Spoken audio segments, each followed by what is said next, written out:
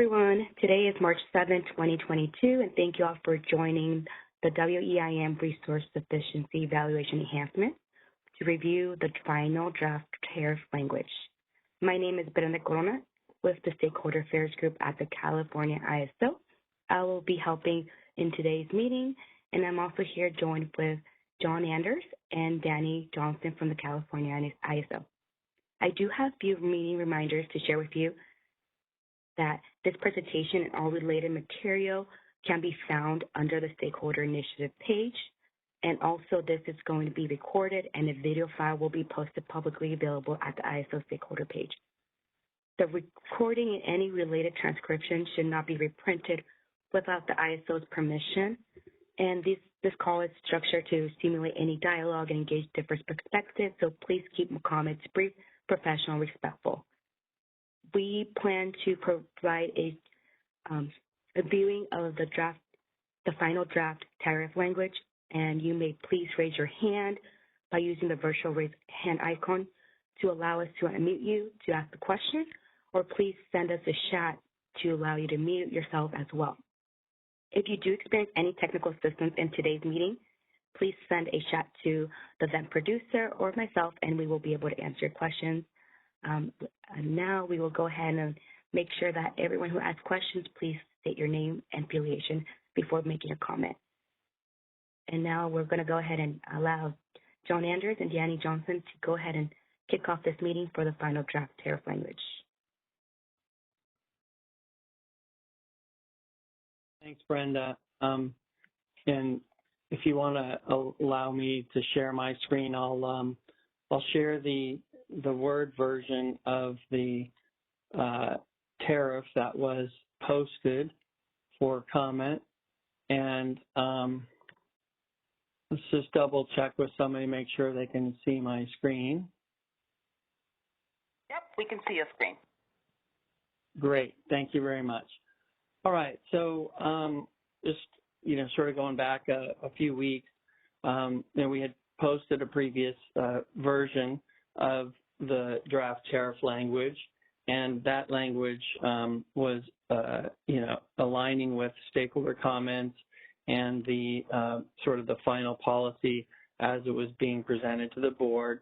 And since that time, we've gone through further efforts, and primarily in the implementation space, sort of to develop the business requirements and all of that necessary to make the software changes to support the proposal. So what's come about from all of this is just a few changes, no changes to sort of the substance, if you will, but they do affect the language that's included in the tariff, and it does improve the alignment with the implementation, and it maintains alignment with the policy. So I'd like to go through those, and they're shaded in blue. So this has been up for a little while, and it's where we currently are with the tariff language. So I'll go down, and I'm going to just walk through each of the changes, and I've included a few review notes where there was some question or prior discussions around these changes. So the first change, it relates to the proposal to account only for storage resources relative to their state of charge. And we had previously thought that there would be a need for an EIM entity to include the state of charge in their base schedule submissions, and that would be needed to understand the reference point for the state of charge as we were testing for it in the resource sufficiency evaluation. But it's turned out, and I think it's probably best if we cover this a little bit more below when we get to the provision for counting of storage devices, including their state of charge, down below. But the end result was that it became clear that it was not necessary to have a base schedule parameter or whatever submission that included the state of charge. That's sort of a point in time, as those schedules are coming in. We can look at the actual schedules closer to time and get a more accurate assessment there. So we're proposing here in the final tariff to remove this requirement from the base schedule submissions. I'm going to keep going through, and we can have a detailed discussion at the end around any questions you have. You're also welcome to raise questions along the way, but I'll just keep going and allow everyone to gather their thoughts, and we'll go from there. So all of the changes we're proposing were shaded in blue. In here, we're not proposing any changes, but responding to a prior comment from PG&E, and they had appreciated our clarifications of the tests and the incorporation of these 1% tolerance bands, but they did question why that did not apply equally to the capacity test. And the answer there is that there's currently no tolerance associated with the capacity test, and doing so would involve a change, and that really wasn't part of the policy effort. I won't go into the merits of having a tolerance around the capacity test or anything like that. It just wasn't part of the policy for phase one. So it shouldn't be included in this draft document.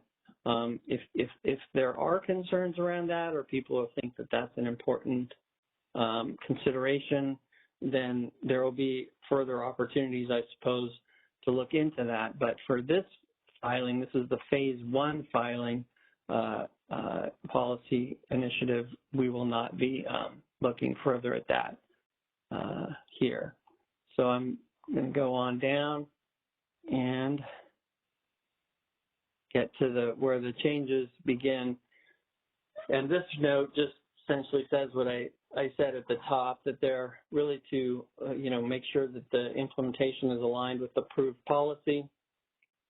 And in the main change here, I'll go through each of them, was really in the prior draft and in the policy, we had kind of had the reference point as the short-term unit commitment time horizon. So we were referring to generating units, and then the time horizon and all these different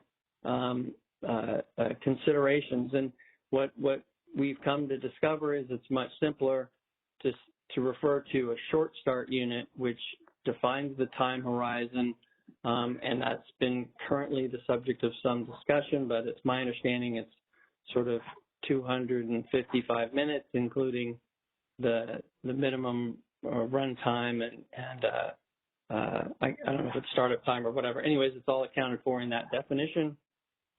And then basically, if that unit is offline in the last 15-minute interval before the hour under evaluation, but it nonetheless has remaining startups in the day, then that will be accounted for, because it could start up in the hour in which it has that bid in the real-time market. So there's no change in policy here, but it is a pretty, it's a big change in how it's presented. And the same change really applies to the multi-stage generating resource configurations, and it's really all about whether they can reach another configuration within the same time frame to be accounted for. And they must have remaining in-state transitions to that configurations in the day to be counted. So these are really sort of offline resources, or it's in a configuration and hasn't transitioned to the same or another configuration within the time frame to be counted. So again, we're not changing anything. We're just trying to more accurately represent how this is going to work from a mechanical perspective. So remember, structurally, this is the additional supply that will be counted in the capacity test. And down below, I'll talk a little bit about the changes to the clarify the capacity that won't be counted in the capacity test. And here, where we're counting multi-stage generator resources as they're transitioning between configurations, it came to our attention that it also should include not just MSG resources, but short start units. And these are some, I guess, as I understand it, legacy type units that still register for bid and operating regions, but are not multi-stage resources. So we needed to account for those types of resources as well.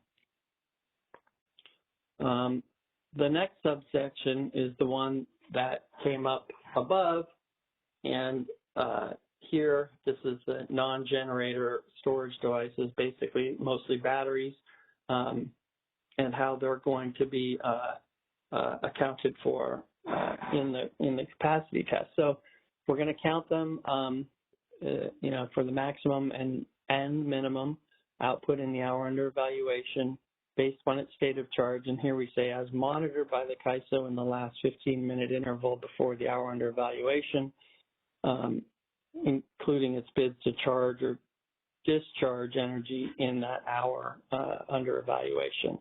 So we think this is going to be more accurate and more clear. It'll test the state of charge in that last 15-minute interval before the hour under evaluation, and then factor in its bids to charge or discharge in the upcoming hour under evaluation. So this is really all that we think is needed here to capture the approved policy. Okay. And Brenda, you're going to let me know if somebody jumps in with a question in any way or raises their hand or something. But I'm going to move now to the parallel provisions for what is not counted in the capacity test. And remember, this is all about these sort of, offline resources and resources with outages and everything.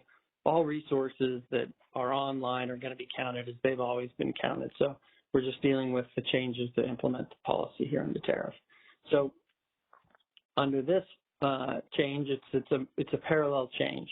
In other words, we're going to refer to short start units with bids in the real-time market that received a startup instruction before the hour under evaluation, but it failed to initiate startup by the time of the test. And I understand what they'll do is they'll if it has negative or zero telemetry, it basically it's failed to initiate the startup process before the hour under evaluation. And so it would not be counted because it was supposed to have started up by that time. And so that's the same, again, same language as before. And these are really just clarifications of those offline short start units that should be counted, but they won't be counted if either of these two conditions are in effect. And the second one is that it's a short start unit and it's on outage during the hour under evaluation, or it's returned from outage, but it's going to be unable to start up within that hour under evaluation, basically due to its capabilities or whatever is registered in the master file. So those are two reasons why an otherwise offline resource with a bid that would be counted should not be counted. The next one is the one that's unique and applicable to the CAISO balancing authority, and this is the clarification about counting for import or export bids for delivery to or export from the CAISO balancing authority area. And essentially, if it doesn't have a transmission profile and a submitted E-tag to support the interchange schedule by T-40, it will not be counted. So I think, let's just open it up here and see if there's any questions on these provisions for counting or not counting capacity and flexibility in the RSC. Just take a pause here, see if there's any questions. All right. I do not see any questions in the queue at this time, but as a reminder, ladies and gentlemen, to ask a question via WebEx audio, click the raise hand icon on your WebEx screen, which is located above the chat panel on the right. This will place you in the question queue. If you are connected to today's meeting via phone audio, please dial #2 on your telephone keypad to enter the question queue. Okay, and you're welcome to ask questions at the end about any of these sections that we're trying to walk through here today. Okay, so we're still in what counts and doesn't count, and we're moving on now to some more, again, clarifications around the counting of or undercounting of supply. So this, again, is the provision that it can constrain the amount of capacity that would otherwise be accounted for as, if it's offline, but it's got a bid and it's going to get counted in the upcoming hour, those short start units we were just talking about. Here, these are just some clarifications. So again, it can be adjusted by the CAISO to address significant overcounting of supply available to the real-time market. And this is, again, more consistent with the approved policy that the Department of Market Monitoring, we've seen documented and publicly reported, so that it's clear that it's the CAISO making adjustments, it's the market monitor who's reporting and documenting this overcounting of supply. And again, it references back up to that offline provision. Okay. And John, it looks like we do have a question in queue. All right. All right. Are you ready to take questions? Yeah, sure. Okay, perfect. Robert, your line is unmuted. You may go ahead. Thank you. This is Robert Alizo from WAPA. Just a question, just clarification on that import and export item. I was wondering if you were going to be, or you intend that to mean also the wheel-through transactions that could be scheduled. So it was intended to apply to exports, and Danny help me out here, but my understanding is that in order to be exported from the CAISO, you have to do that through an export bid. And remember, this is the resource sufficiency evaluation and the counting of the resources. It has nothing to do with the scheduling priorities and what's actually happening in the markets. But Danny, maybe you have some more perspective on that. Yeah, John, that perspective is correct. This would apply for all interchange transactions cleared by the CAISO. We would expect a transmission profile section of the ETAG by T40, which is consistent with the existing intertie deviation settlement policy. Right, that is helpful because WAPA has a resource that could potentially be depending on stranded load wheel-throughs. So that's why I asked, not about the priority, but rather, how this item is worded. So I think it should apply also to, like you said, all intertie transactions.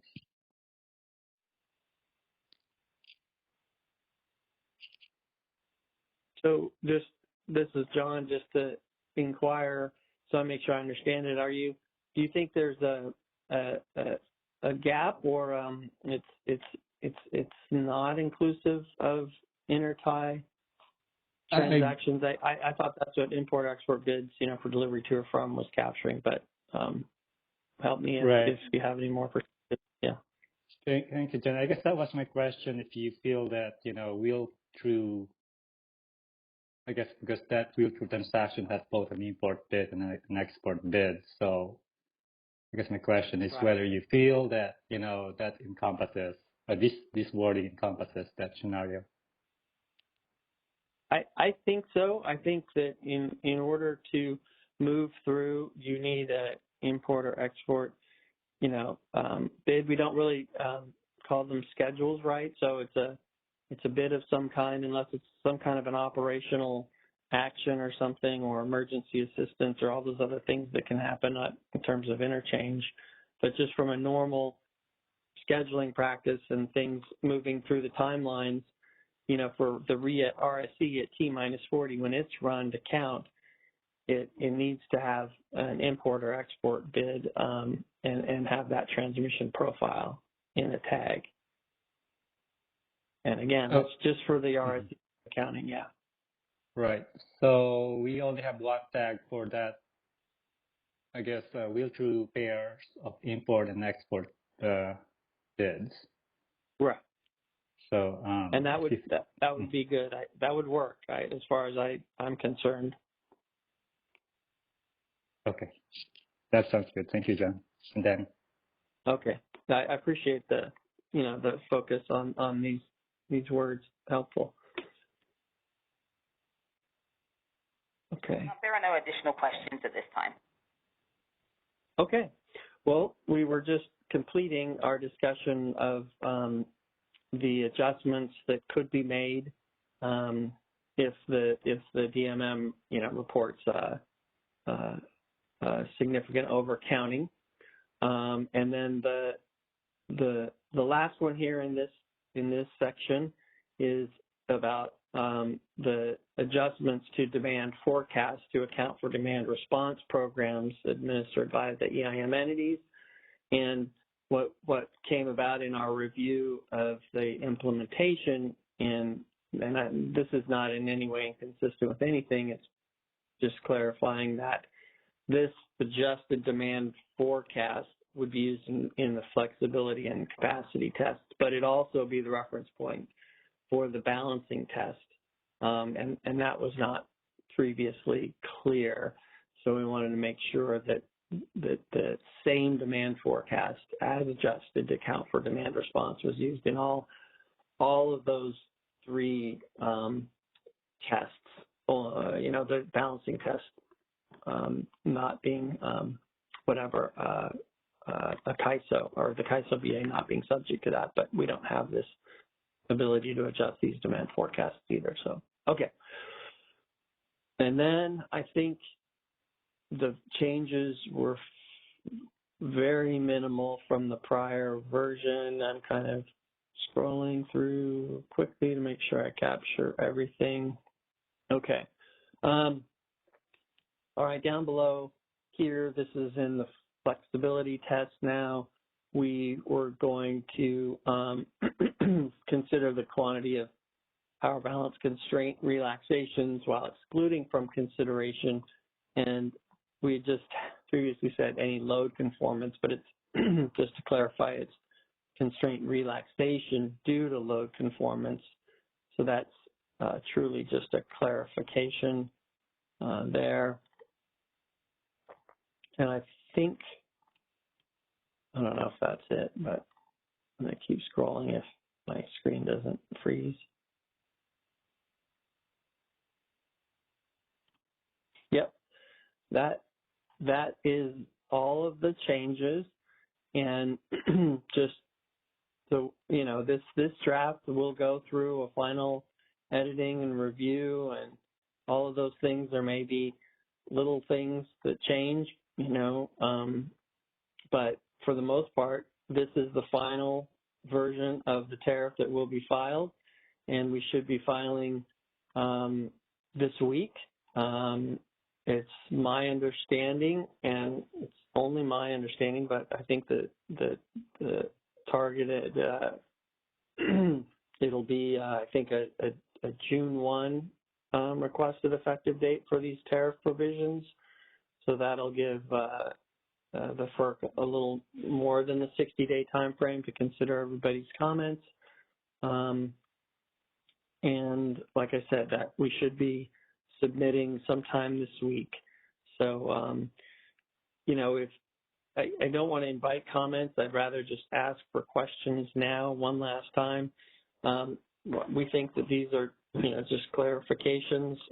You can certainly reach out to me offline if you have a concern, but this is really pretty final. It's been through different layers of review, and I'll apologize for the volume of incremental changes from the prior draft.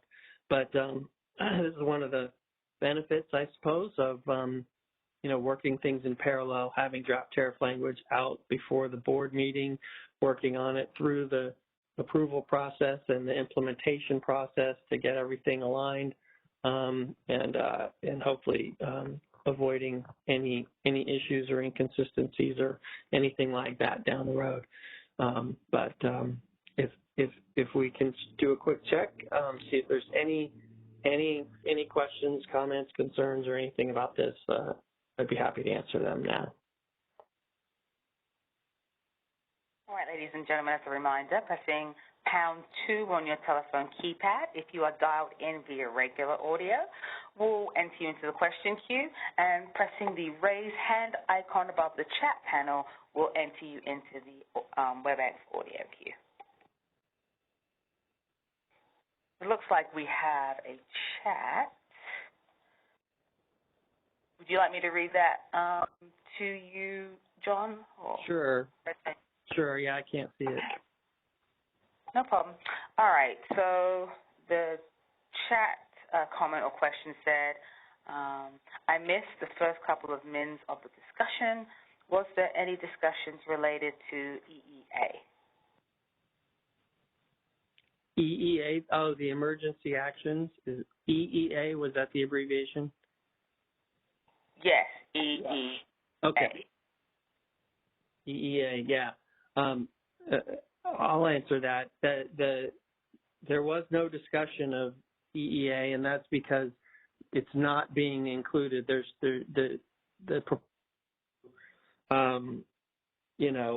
limit EIM or incremental EIM transfers when entities were in an EEA 2 or 3 or some other emergency condition. That was not presented to the CAISO board for approval, so it will not be included in this version. I believe the last version had that stricken from the draft tariff with a review note making that clear. And since this version is only incremental to that, we've removed any double redlining, so it does not reappear here. It's just gone. It's not present anymore. Thanks, John. I wanted to kind of expand on that topic. Go ahead, Dan. We discussed this February 23rd on a stakeholder working group, and we're asking for comments about where the stakeholder community was on this idea. Those comments were due on Friday, and so the CAISO is currently in the process of reviewing them. And we'll socialize more what the plan is going forward on that element once we've had a chance to review the comments. Right, and to add to that, Danny, if there was a strong movement towards including that, because it was not previously approved by the board as part of Phase 1, and this filing will address the Phase 1 elements that were approved by the board on February 2nd, then that feature, functionality, whatever, tariff language, that would all require a subsequent board approval and filing in order to implement that. So hopefully that closes the loop on that as well. Okay. It looks like we do have a question in the audio queue from Ryan Millett. Ryan, your line is unmuted. You may go ahead. Hi, this is Ryan from Portland General. Can you hear me okay? Yes, I can. Thank you, Ryan. I just had a clarifying question because I think I got a little confused on the timing of these things. I realized the removal of the uncertainty requirement is removed from the tariff. That makes sense to me. But my understanding originally was the timing of the removal of the uncertainty requirement to capacity test was kind of on a different timeline from this tariff timeline. Is that accurate, or can you provide a little context for that? Sure, I can help with that, and I can understand why it could be confusing. So there's two dimensions to the uncertainty requirement, right? The one is the what we are calling the intertie uncertainty requirement, which is the one that's been in the tariff for a while, and the policy approved the removal of the intertie uncertainty requirement from the capacity test. So that is reflected in this draft tariff, and I can go down to that language, and that was approved by the board, will be part of this filing, and would not be effective unless and until approved by the FERC, right? And that's kind of a targeted, like I said, June 1. There's another dimension to the uncertainty requirement, and that is, so this is here I'm now in the strict language additional hourly capacity. This was the histogram methodology, and that's the historical intertie uncertainty calculation that's being removed. The other uncertainty was what been called the net load uncertainty, and that was just added before summer 2021, and that is reflected in the capacity test in this language here, and the uncertainty requirement determined And in that proposal, we had pre-existing tariff authority to remove that, and that's here, the removal of the uncertainty requirement. And so we're cleaning up the tariff in this filing to eliminate all of that, because that net load uncertainty requirement was removed on, I think it was February 15th, pursuant to that existing tariff authority. We basically issued the market notice and submitted the informational report to FERC to remove the net load uncertainty requirement. So that's been in production since February 15. Does that help? Yeah, that's perfect. I wasn't sure if the informational report was made in parallel to that market notice, but if you can confirm that that informational report did get filed with them, I think that helps me understand what we're talking about. So thank you for that. Okay, and yeah, it was filed. It was filed in ER 21-1536 as an informational report. So the summer readiness, not the whatever wheeling, loads, and exports filing last summer, the first one for summer readiness that included this proposal to add the uncertainty requirement. That report was submitted. We will reference that in this filing to support the cleanup removal of the tariff language. So there you go. Great. Thank you. You're welcome. All right. I do not see any additional questions in queue, and I do not see anything in the chat either. Okay, great. Well, again, we are targeting filing this week, sooner rather than later. Hopefully this has been helpful. I really appreciate your time and patience and comments throughout this process. It definitely helps improve the overall product. And, we look forward to your comments, in the proceeding as you feel appropriate, supportive or otherwise. And, hopefully nobody will file and say, hey, this tariff language is not. But if you feel or see anything, definitely let me know sooner rather than later so we can get that fixed. And again, appreciate all your time. So thank you very much. I'll turn it back over to Brenda.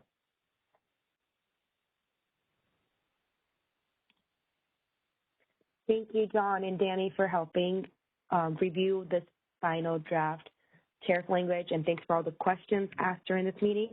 So feel free to visit the initiative page that I provided on the chat, as well as hear back from us on any communications that we'll be sending out this week. And I think we're going to go ahead and conclude this meeting if there are no more questions for the remainder, and give you guys back a few minutes of your day. All right. I do not see any additional questions in queue at this time, Brenda. Okay, thank you, Michelle. So let's go ahead and conclude this meeting, and everyone have a great day. That concludes our conference. Thank you for using Event Services. You may now disconnect.